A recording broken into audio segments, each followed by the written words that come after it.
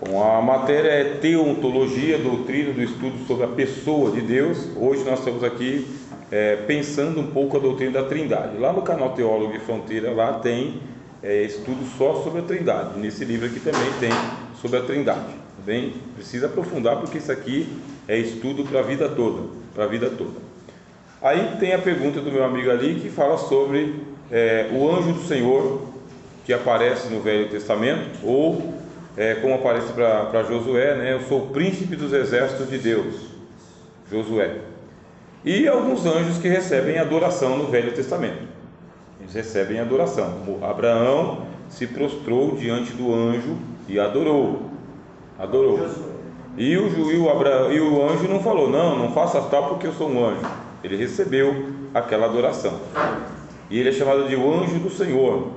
O anjo do Senhor. E tem várias referências ao anjo do Senhor.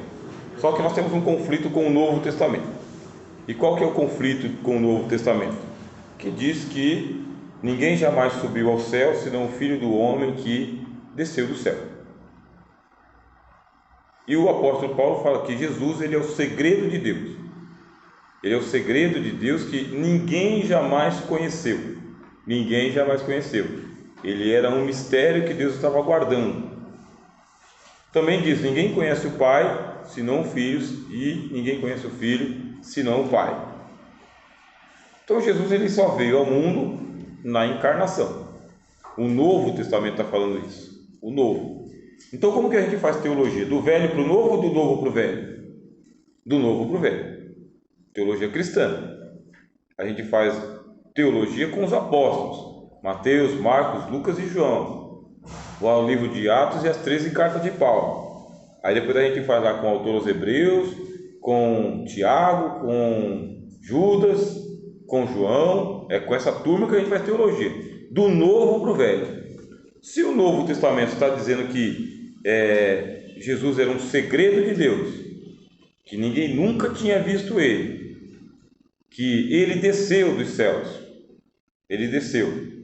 Eu tenho que interpretar todo o Velho Testamento, todas as passagens que falam de anjo do Senhor e adoração de anjo. Eu tenho que interpretar de acordo com a doutrina do Novo Testamento. E o que diz o Novo Testamento? Que os anjos são ministros de Deus, enviados a favor daqueles que hão de herdar a salvação. E que esse anjo do Senhor, ele é enviado do Senhor, da parte do Senhor. Então ele é um embaixador. Bem, é um embaixador. Ele tem uma espécie de procuração.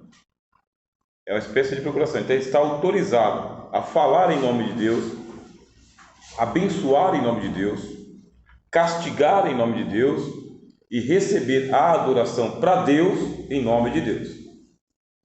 Está autorizado. A adoração não é para o anjo, o poder não é do anjo, o castigo não é do anjo. É Deus que está utilizando esses anjos aí.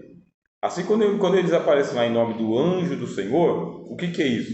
Chama-se cristofonia, tá? Vou escrever aqui, ó. Cristofonia.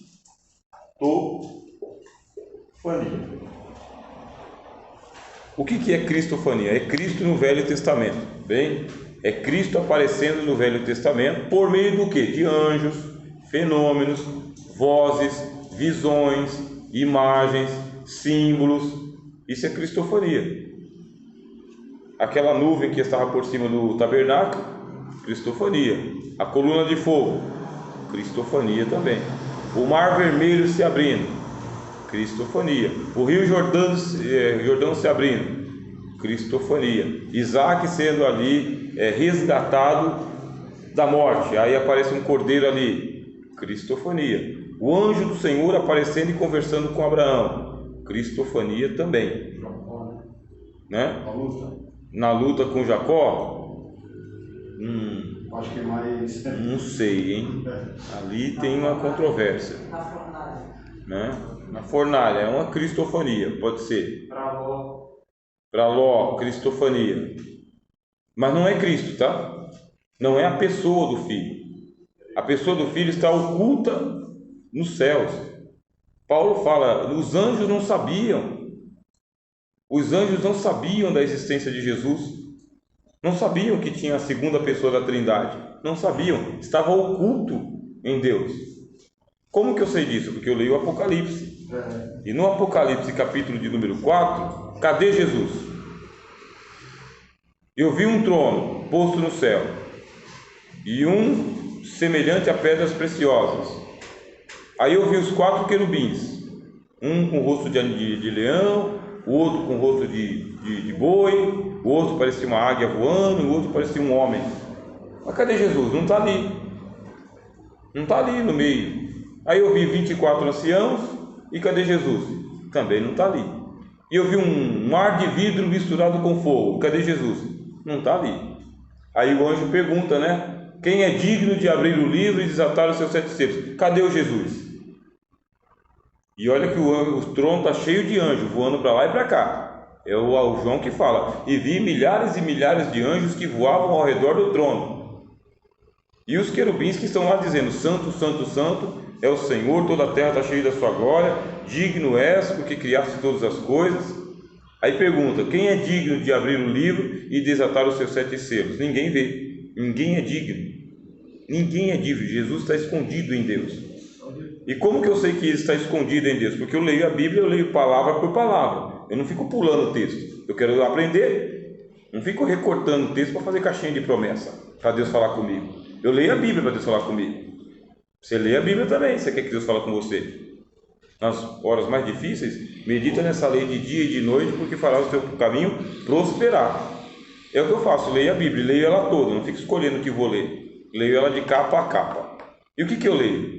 Lá no Apocalipse, aí um anjo fala, João, não chores mais, eis aqui o leão da tribo de Judá, a raiz de Davi, que venceu para abrir o livro e desatar os seus 7 selos. E olhando, eis que vi, aí aparece Jesus, que estava ali o tempo todo e ninguém tinha visto. Olhando, eis que vi um cordeiro como havendo sido morto, no meio do trono, diz assim, no meio do trono, dos 4 animais viventes, dos 24 anciãos, estava ali oculto em Deus e ninguém viu.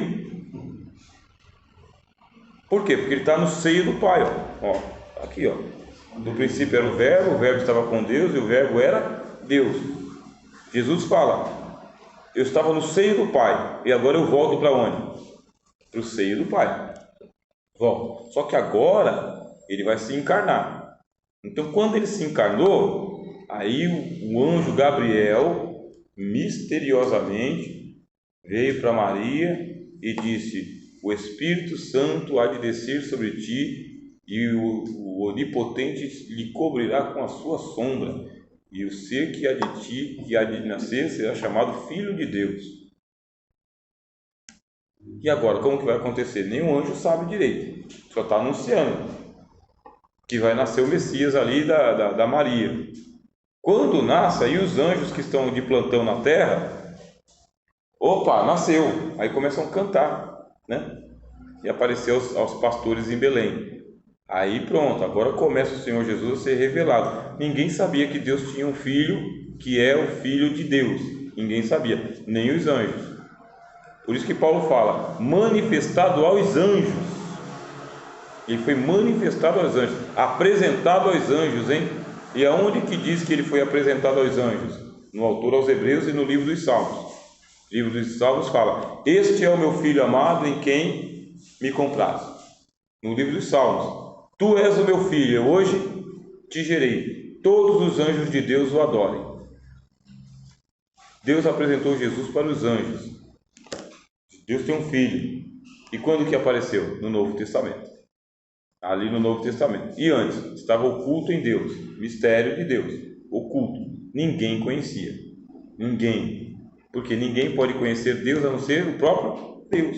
Só o Pai conhece o Filho. Você ouviu? E aí como faz? Lá no Velho Testamento. Manda anjo, tá? Manda anjo. Se reunir todos os anjos, não dá um Jesus. Você entendeu? Pode pegar todos os anjos, não dá um Jesus. Não dá, não é suficiente. Na ilha de Patmos, quando João estava lá na ilha de Patmos, apareceu a ele quem? Um anjo de Deus. Como que eu sei que é um anjo de Deus? Porque o João escreveu a revelação de Jesus Cristo, a qual Deus lhe deu para mostrar aos seus servos as coisas que brevemente devem acontecer. E pelo seu anjo as enviou e as notificou ao seu servo João. Quando olhei, eu vi um semelhante ao Filho do Homem, com uma roupa comprida, um cabelo branco, olhos como chama de fogo, uma espada saindo da boca, pés reluzentes como latão, e ficou o tempo todo com aquele anjo lá. Chega no final do livro do Apocalipse, ele se prostra para adorar o anjo.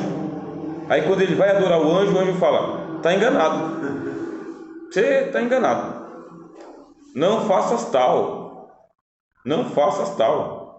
porque eu sou teu conservo e dos teus irmãos. Adore a Deus. Não era Jesus, irmão. Era um anjo. E aquele anjo, ele estava sendo uma cristofania para o João na ilha de Patmos e durante toda a revelação do Apocalipse. E isso só fica claro no final, quando ele vai adorar o anjo que não era Jesus. E por que Josué adora, ele recebe a adoração de Josué? Mais uma vez, ele é o anjo do Senhor. Então ele é o príncipe. Não é o Cristo. Isso, ele é o príncipe dos exércitos de Deus. Isso. Então ele não recebe para ele a adoração.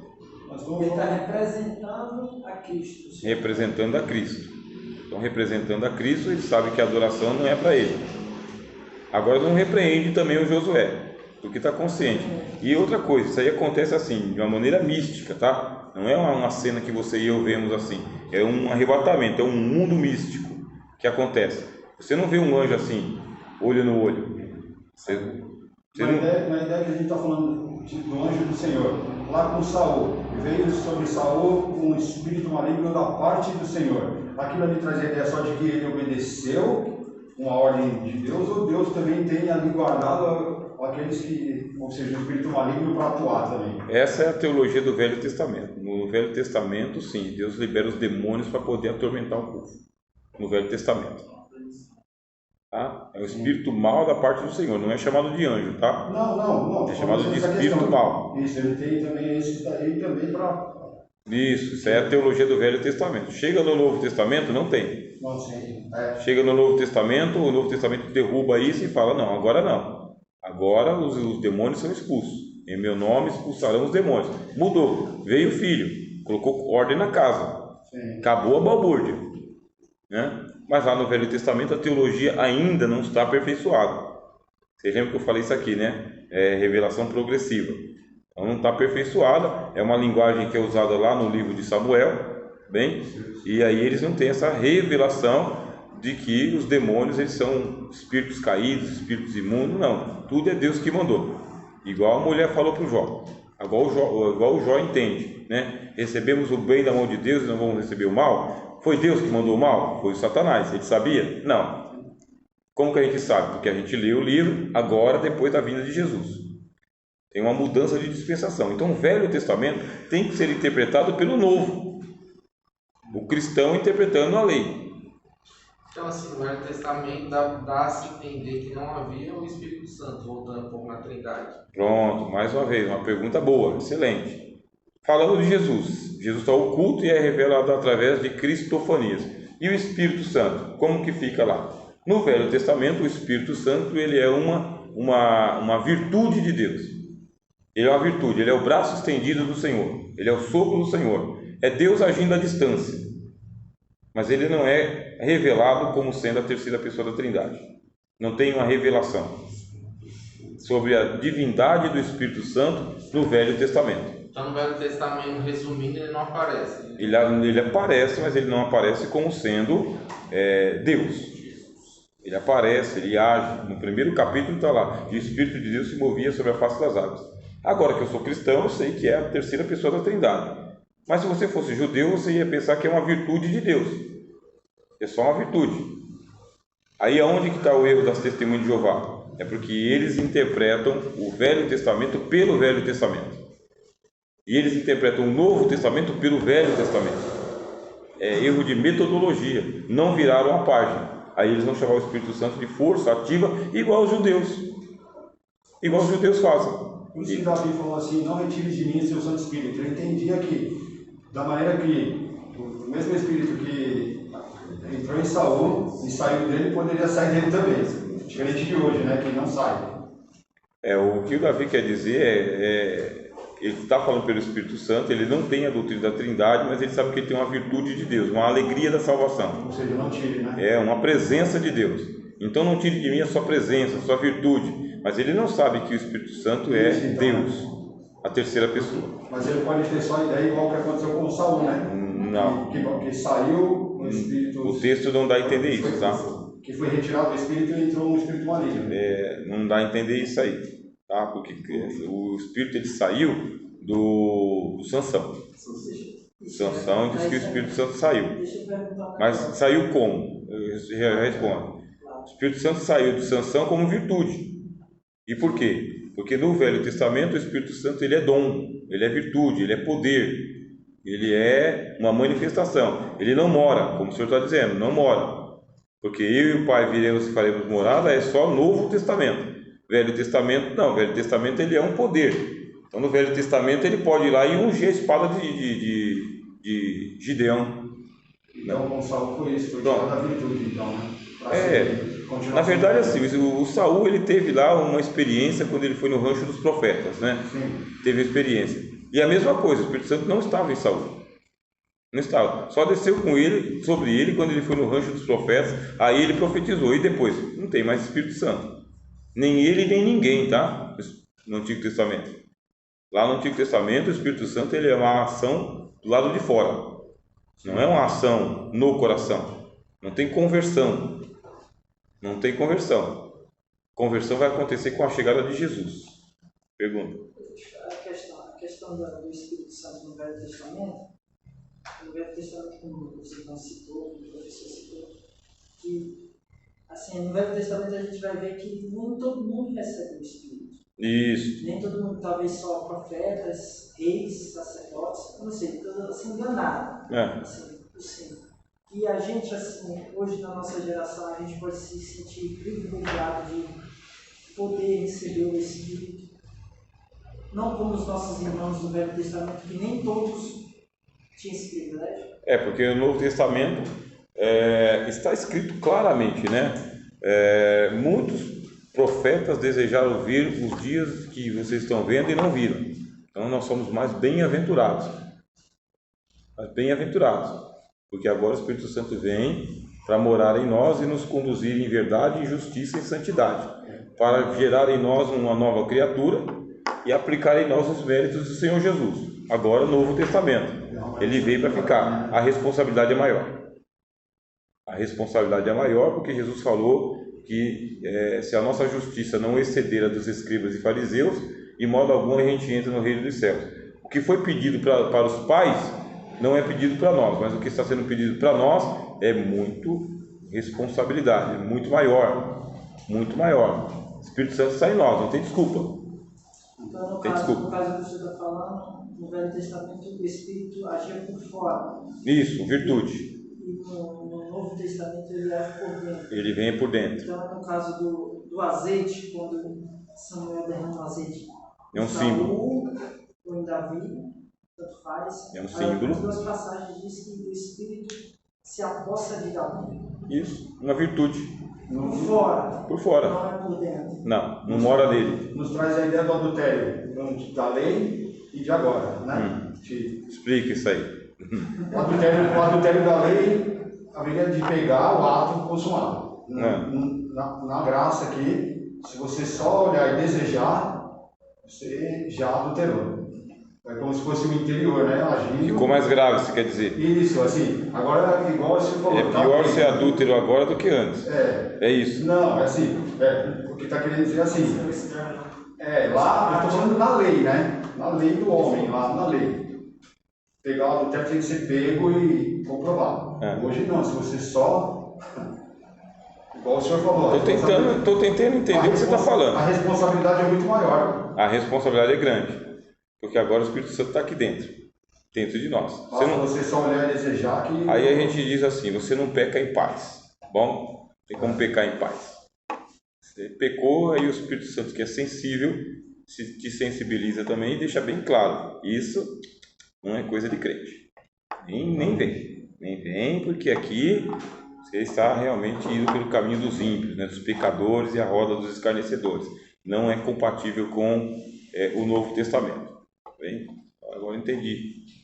Vocês veem que a Trindade, Pai, Filho e Espírito Santo, é um mistério, não vai ser desvendado nessa aula de teologia, nem todas as aulas de teologia. Se é juntar todos os anjos do céu, não dá um Jesus.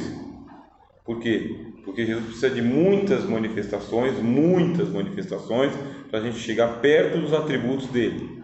Aqueles 4 querubins que estavam lá em volta do trono de Deus, cada um representava Jesus, mas não era Jesus. Só representava. Representa a natureza de Jesus, de rei, representa a natureza de Jesus, de filho de Deus, representa a natureza de Jesus, de servo dos servos, servo de Deus, e representa a natureza de Jesus, de filho do homem. Os 4 querubins em volta do trono. Só representa, não é Jesus. Aquele rio de vidro misturado com fogo também representa o Senhor Jesus, mas não é Jesus. O trono no qual Deus está sentado, representa Jesus, mas não é Jesus, mas representa Jesus. Por quê? Porque eu estou no Pai, o Pai está em mim. Aí ele diz isso para nós: ao que vencer, darei que se assente comigo no meu trono, assim como eu venci e me assentei com meu Pai no seu trono. Quantos tronos tem no céu? Um só.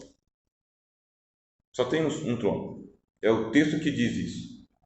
Se você vencer, você senta comigo. Não é que você senta no meu trono, você senta comigo no meu trono, assim como eu venci e me assentei com meu Pai no trono dele. É um trono só. Você volta para Deus, né? Quer dizer, você em mim, né? Jesus fala, eu em vós e vós em mim.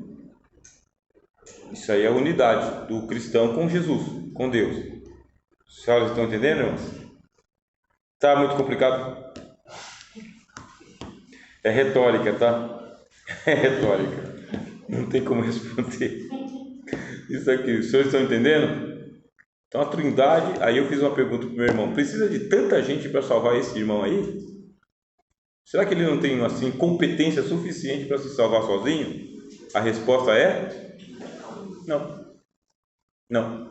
Todos nós andávamos desgarrados como ovelhas que não têm pastor. Cada um desviava-se pelo seu próprio caminho. Aí vai ver o que fazia.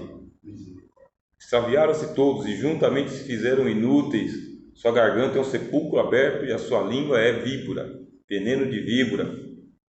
Cada um deixado a sua própria sorte, tenta a sorte, vai lá, dispensa Jesus, fala: Jesus, precisa do Senhor não, eu me basto a mim mesmo. Tem alguém aqui que arrisca? Tem uma turma que arrisca. É uma turma aí que arrisca, se garante no peito, né? O salmista diz que não, ainda que eu andasse pelo vale da sombra da morte, não temeria mal algum. Por quê? Porque tu estás comigo, não estou sozinho na morte. Mas tem um pessoal que se garante. Você está perguntador, né? Se você está no fundo assim. Deixa eu perguntar só uma coisa. Eu vou perguntar. Timóteo fala que pode perguntar, meu irmão. Só há um mediador entre Deus e os homens, Jesus Cristo, homem. Mas em Hebreus também diz que, em Hebreus, se não me engano, que fala que o Espírito Santo intercede por gemidos inexprimíveis. Agora, pergunta: Jesus que intercede, o Espírito que intercede, ou os dois intercedem ao mesmo tempo? Isso, aí é a carta aos Romanos, tá? Carta aos Romanos. É importante que o irmão tenha assim o endereço certo, senão eu vou parar na casa errada, tá? O endereço é Carta aos Romanos. Então, na Carta aos Romanos, o Espírito Santo, ele é o intercessor. É ele que, segundo Deus, intercede pelos santos, tá? Porque Deus examina os corações e sabe qual que é a intenção do Espírito Santo. É o que está escrito lá. Quer dizer, ele intercede. Agora, na carta do autor aos Hebreus, Jesus vive para interceder pelos santos. Então, Jesus e o Espírito Santo intercedem por você. E Paulo explica por quê. Porque não sabemos orar como? Não sabe. Mas, Senhor, eu falo a minha oração tão bela, tão bonita, Senhor. Eu uso até uns títulos pomposos para falar com o Senhor. Aí Paulo fala: não sabemos orar como convém. Se soubesse, não precisava nem do Espírito Santo. Mas não sabe nem orar. E acha que sabe pregar. E Jesus sabe nem orar. Jesus intercedeu Por Pedro, não foi? Por Pedro. Satanás queria se andar, mas eu roguei o Pai. Tá, vou esclarecer. Tá? Então, assim, não confundir, tá bem? Não confundir, porque Paulo fala que há um só mediador entre Deus e os homens, Jesus Cristo, homem. Ali está falando de quê? Da humanidade de Jesus. Nós temos um ser humano ao lado de Deus intercedendo por nós. Um ser humano, Jesus Cristo, homem. É a natureza humana de Jesus. Tem uma história humana, tem uma cruz no meio. Tem uma morte e uma ressurreição. Ele é plenamente humano, que isso fique muito claro. Não é um fantasma, não é uma lenda, não é um anjo. É Jesus Cristo, homem, filho de Maria, que nasceu na manjedoura e morreu na cruz. É esse que esteve no sepulcro, ao terceiro dia ressuscitou e subiu aos céus e assentou-se à direita de Deus e está lá intercedendo por nós como sumo sacerdote ressuscitado, homem, bem, homem. O autor dos Hebreus fala que o sumo sacerdote ele é estabelecido a favor dos homens para oferecer dons e talentos ou sacrifícios em favor dos fracos. Jesus Cristo, homem. Qual que é o argumento de Jesus para interceder por você? O próprio sangue. Está aqui na mão. O sangue está na mão. Quem diz isso? O apóstolo João. Ele é a propiciação pelos nossos pecados, não somente pelos nossos, mas do mundo inteiro. Ele é a propiciação. Aí você fala, mas Jesus ele consegue fazer a intercessão dele sem o Espírito Santo? Não. Não é Jesus sozinho, com a sua onisciência. É Jesus e o Espírito Santo que falam a linguagem de Deus. Só esses dois falam a linguagem de Deus. Aqui está Deus, aqui está você, pecador, miserável, querendo falar com Deus. Não tem ponte, porque você não sabe falar a linguagem